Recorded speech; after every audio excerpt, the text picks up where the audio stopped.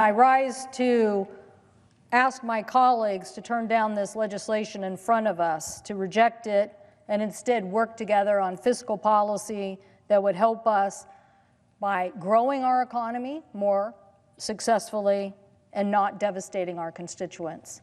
Before I start, I want to thank the presiding officer for speaking up about not selling public lands. I very much appreciate his voice in that debate, and it's critical that we were able to successfully get that out of this legislation. I want to work across the aisle to talk about these policies so that we can move our country forward in a competitive fashion. But I'm afraid that what we have in front of us is not the answer to what will make America competitive, particularly at a time when we are putting tariffs on American imported products, when we are basically getting into a trade war, and when we are devastating what I think is the underpinning of the economy of today, that is an information age, innovation economy, and here we are devastating all of our investments in NIH, in NSF, and in the competitiveness that we just implemented in the IRA and the CHIPS and Science Act that is making us the envy of countries around the world for innovation. We do have great capital markets, and those capital markets help us innovate.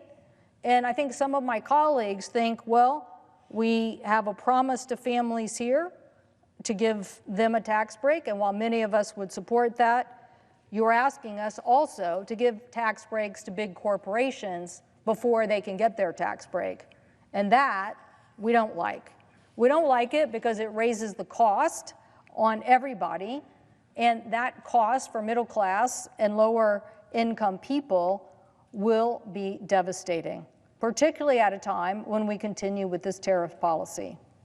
This bill would make the entire healthcare system less responsive and more expensive for everyone by dismantling Medicaid and shifting more of the cost burden onto states and threatening the very existence of rural hospitals. This bill also sells spectrum out from under our national defense and safety agencies and forces states to choose between protecting their citizens from dangerous AI or providing broadband service, and it just gives away big breaks to companies like Meta, that's Facebook, or Google, who I'm sure at this point in time don't really need that additional tax break. Clearly, though, the most egregious and certainly most destructive part of the bill of this reconciliation is the changes to health care. The fact that 17 million people will be uninsured and raise the cost on everyone. This is from the Congressional Budget Office. We don't need to be raising health care costs on our constituents. The CBO analysis revealed that hasty negotiated updates by Republicans discussed on behind closed doors early Saturday morning added that $130 billion in Medicaid cuts to the bill. That's a whopping $930 billion in total Medicaid cuts. That is how CBO got to this number of 17 million people. The challenge is nobody marked up a bill in committee. Nobody even had a hearing where somebody presented this information. No, this is all being changed on a daily basis, and everybody's trying to catch up, but what we're really trying to do is fight for our constituents and make sure that we know the impacts. The impacts of these 17 million people will be severe cuts felt in every corner of the United States. State governments will be the first to feel this tsunami of cuts. And unlike the federal government, they must balance their budget, so they can't borrow the money to make up for the deficit.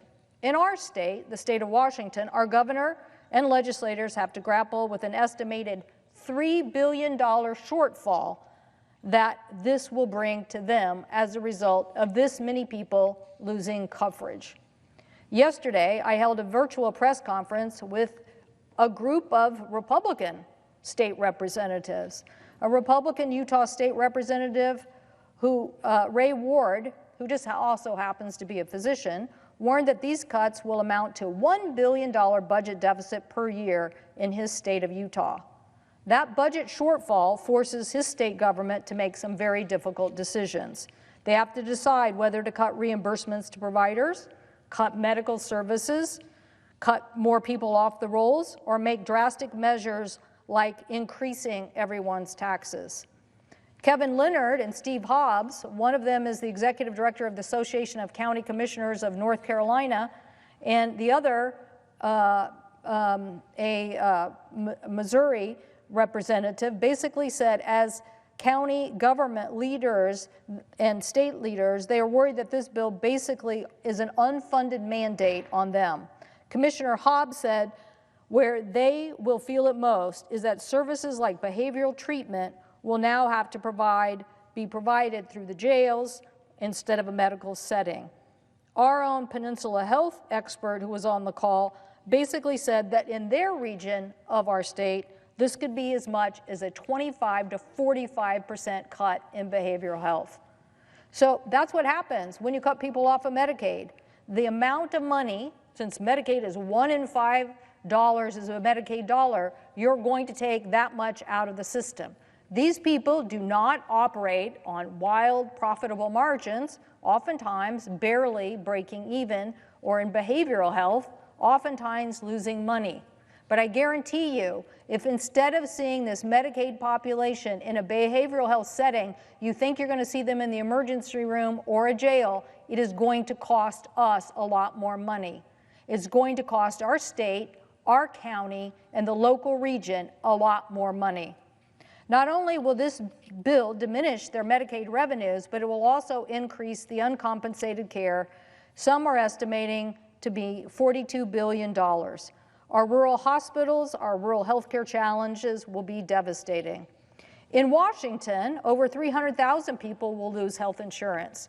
And these are people who were easily treatable, conditions that if you treat them, chances are they will be dealt with. But now, if you don't treat them, they're going to go to the emergency room and they're going to raise costs on everyone. These families depend on this care.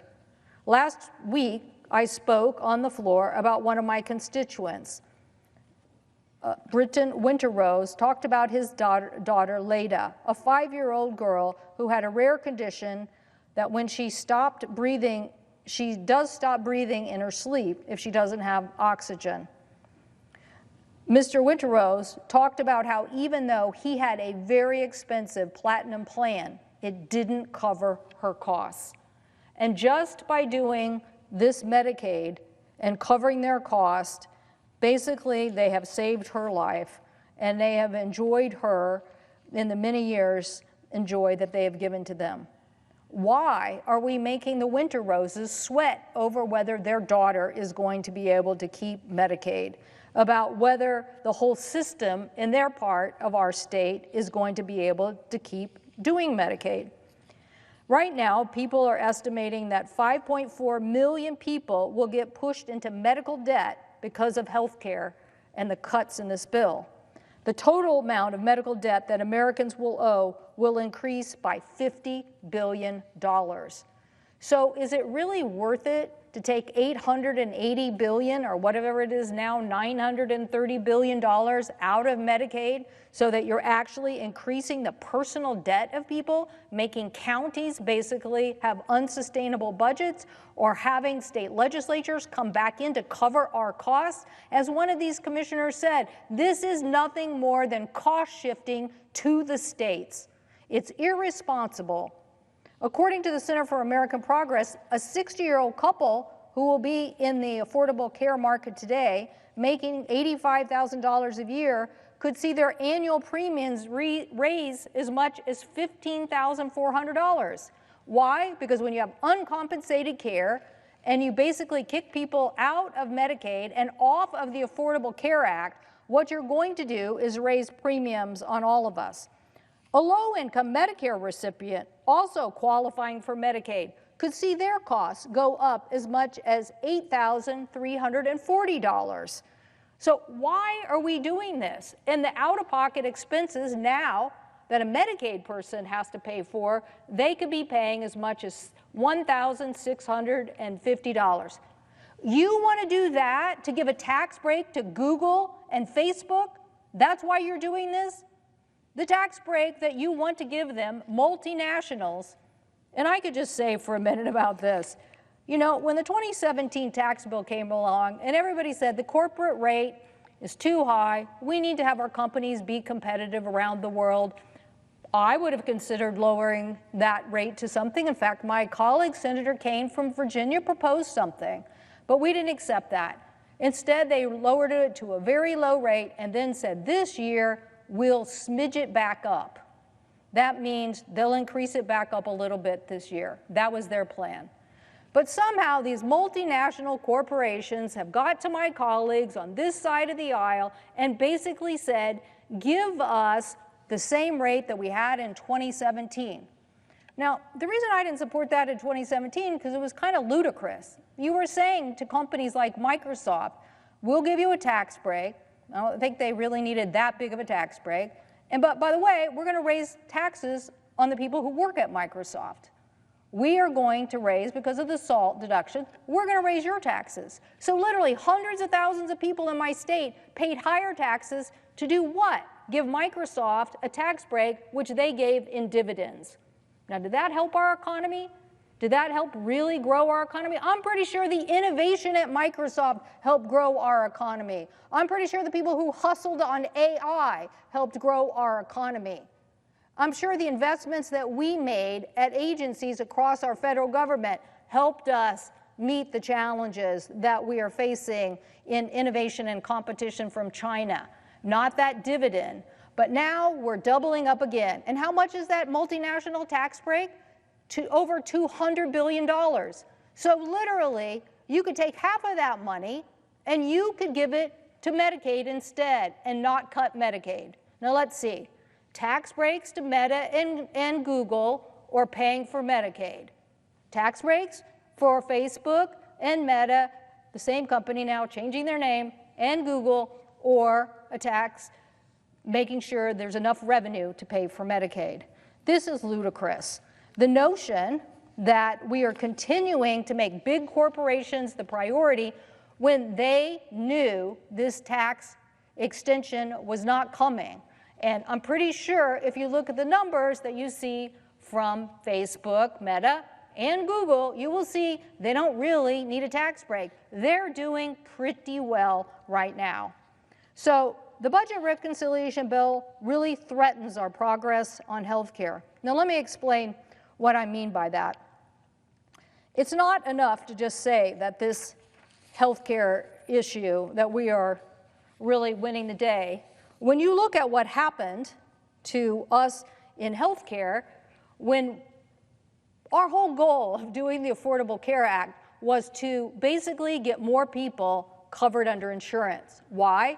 Because we wanted to lower all the costs on health care overall. We wanted health care costs to go down, and we wanted the cost of premiums and the cost to individuals to go down and to be more like the rate of inflation, 3 to 4%. That has been our goal forever, forever. And so prior to the Affordable Care Act, it rates on an annual basis. Think about this, on an annual basis. Your healthcare premiums, your healthcare costs were generally rising about 5.4% a year. Okay, who could keep up with that? Who could keep up with every year your healthcare costs continuing to rise? And so we did the Affordable Care Act, and guess what? We did get that into the rate of inflation.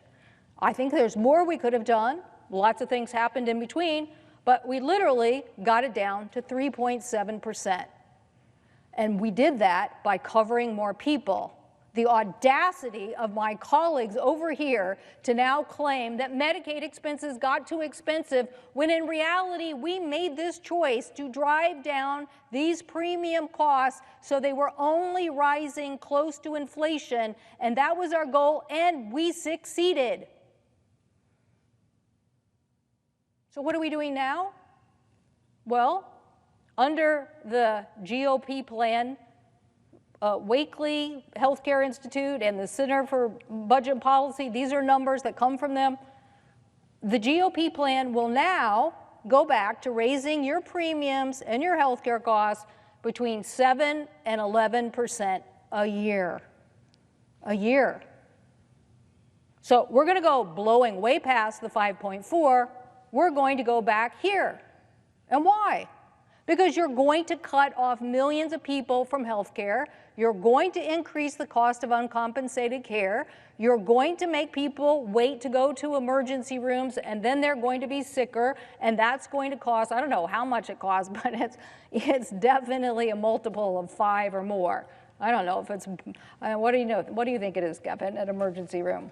10. Okay, 10. He says 10. It's 10 times more expensive to deal with somebody at an emergency room than just get health insurance and get covered. Okay, so now we want to know, why are we raising the cost on everybody's health insurance, including these plans? Because this side of the aisle basically wants to cut a bunch of people out of a system that lowered the cost of healthcare plans overall and kept it more in the rate of inflation.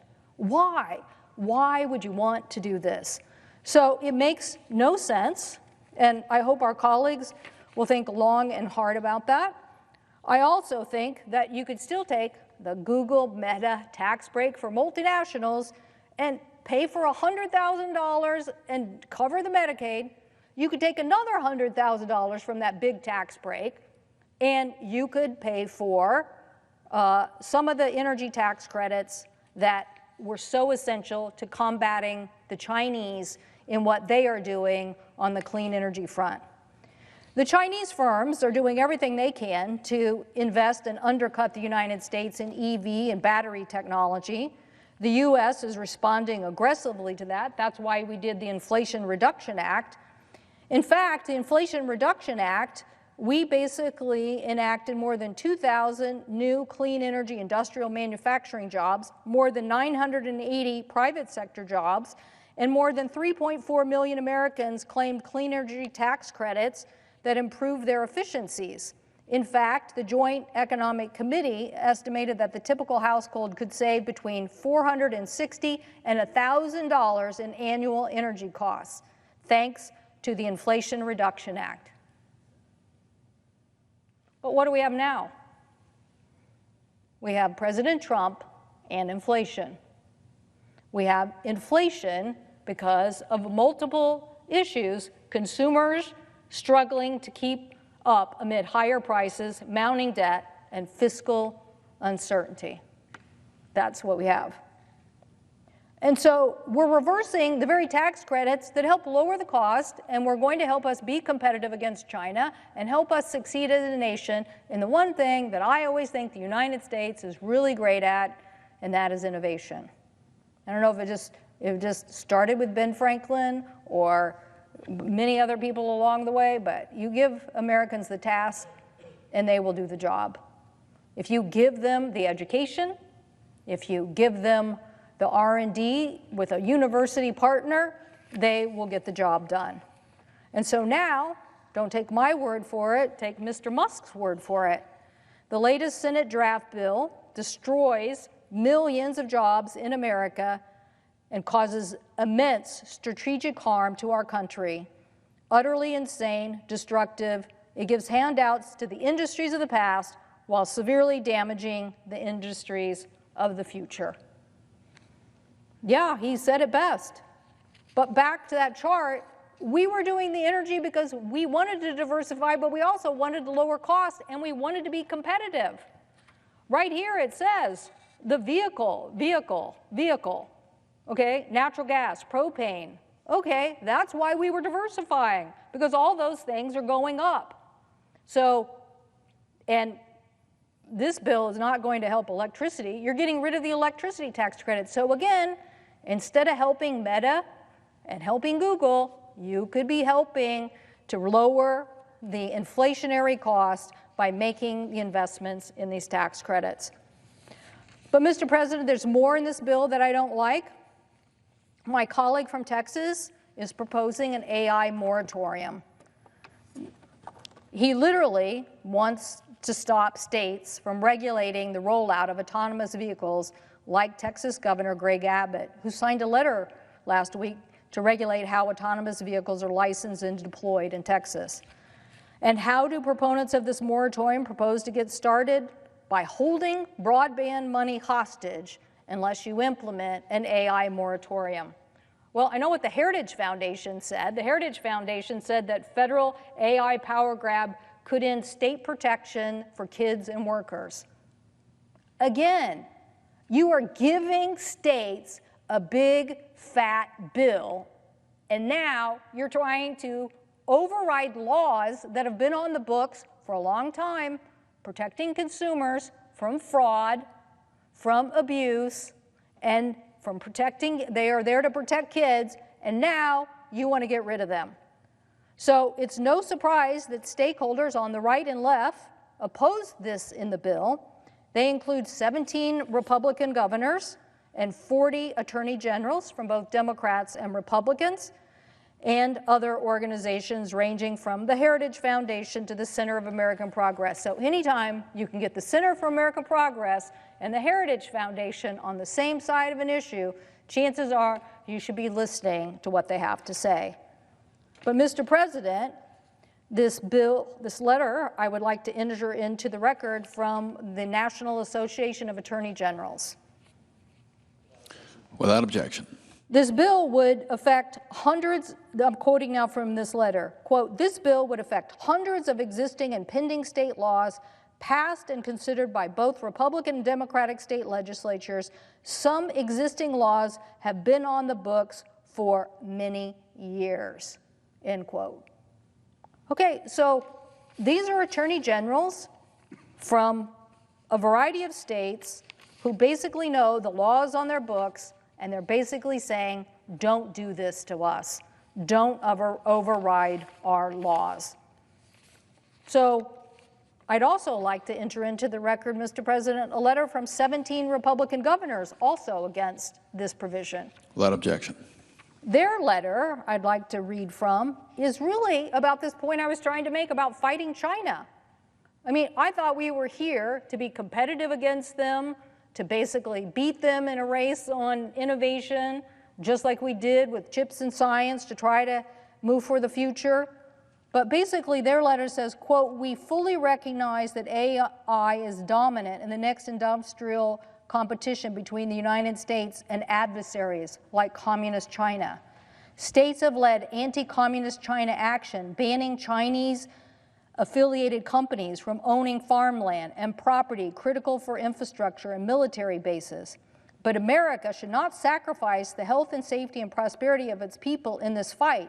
We must curb AI's worst excesses while also encouraging growth, which is exactly what states have done through their creation of their own regulatory framework, end quote. So they're basically saying the states are on the front lines of helping to protect on AI. Now, Mr. President, I have no idea why the President of the United States has not protected the American people or the American military from the Chinese scams that are happening on TikTok. No, we would never let China own ABC News and put out Chinese communist propaganda on ABC News, but we let them do that on TikTok. This body and our colleagues said, no, stop that and stop the Chinese. And yet we still haven't stopped the Chinese. So now here we are in this bill cutting out the state's abilities to fight Chinese AI companies like DeepSeek or Alibaba, and they have no interest in stopping the scammers from using their AI products to harm Americans. They have none. And if you think we're going to pass something here, I'm always ready to sign up to get legislation done. But that isn't going to happen anytime soon. And so now you're telling these governors, these attorney generals, yep, I'm not even going to let you fight China because I'm going to take that tool away from you. So clearly, I don't support this part of the legislation, and I appreciate my colleague from Tennessee and her attorney general working on this very important issue. And finally, I come to the issue of spectrum. This is a very ill-conceived plan to auction off our precious spectrum. Such an auction will fundamentally compromise our defense capabilities while endangering aviation and important federal capabilities like weather forecasting and scientific research. This bill would require the FAA would require an auction of 800 megahertz of spectrum critical to our military and civilian infrastructure.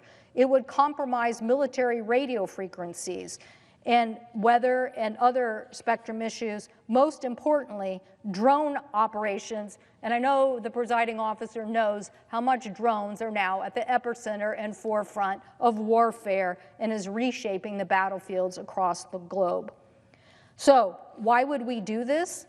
Well, my colleague, Senator Cruz, is pushing for something that experts say would risk military operations. Last Congress, we got the Department of Defense and the Department of Commerce to agree that we should test bed the next generation of technology because we don't like interference. Now, I'm sure most Americans sitting at home thinking, what is she talking about? Well, if you drive in a car and you have a radio station and all of a sudden the radio station doesn't get its signal or has some interference, you know that there is an issue. The tower, not big enough, not strong enough. This is the same. This radio spectrum has been used by Department of Defense for secure purposes, very important secure purposes. Mr. President, think of the Chinese balloon and the fact that we want to detect when a Chinese balloon is flying through our airspace. We want to be able to stop people from spying on the United States of America. And yet, instead of basically saying, we are going to look at this military spectrum and make sure that it continues to be secure, my colleague is suggesting to all of us that we sell that and basically allow, I believe, for what is going to be a good amount of interference without solving this problem first.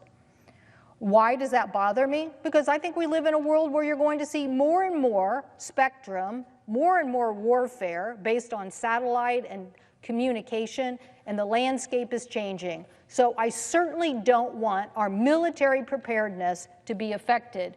Air Force leaders warned that spectrum bands are crucial to this radar operations, and I'm not going to go into more about why, but I'm just saying, just like you can't have 4 radio stations basically interfering with each other, my colleagues want to allow the major telcos, mostly AT&T and Verizon, who are so hungry to sell more, whatever it is, $79.99 plans or $59.99 plans. They literally are going to give away national security just so they can sell more telephone plans.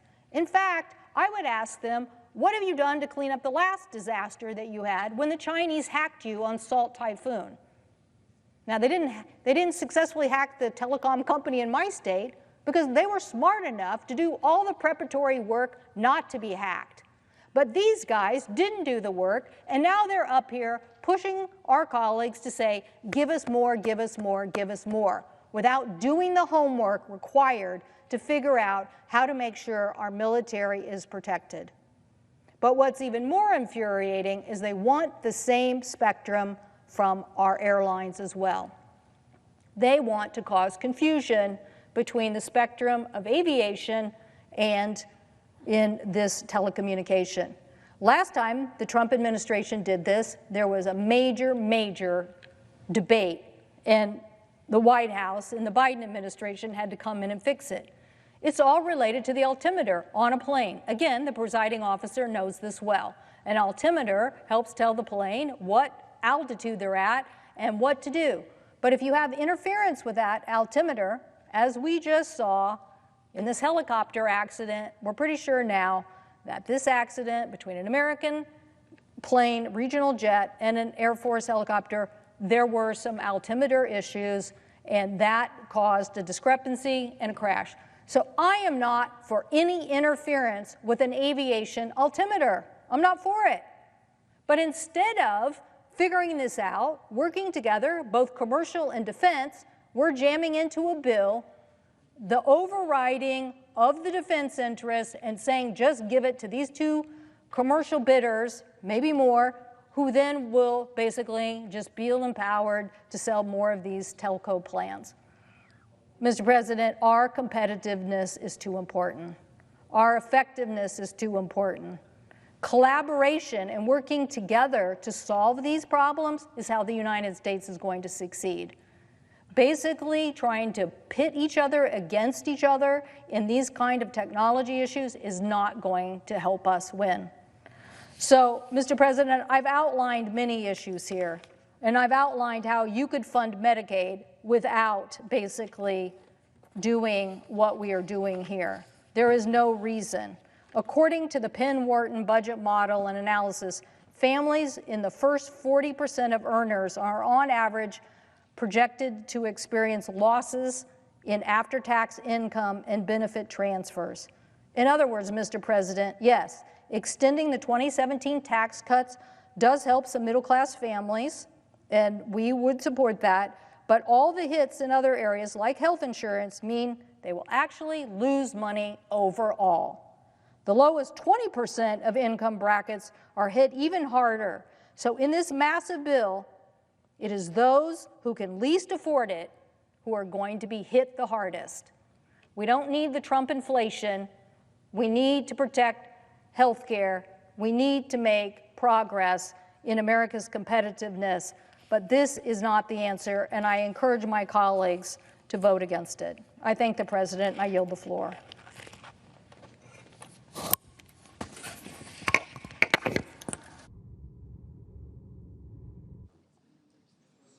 Senator from Vermont. Thank you. Mr.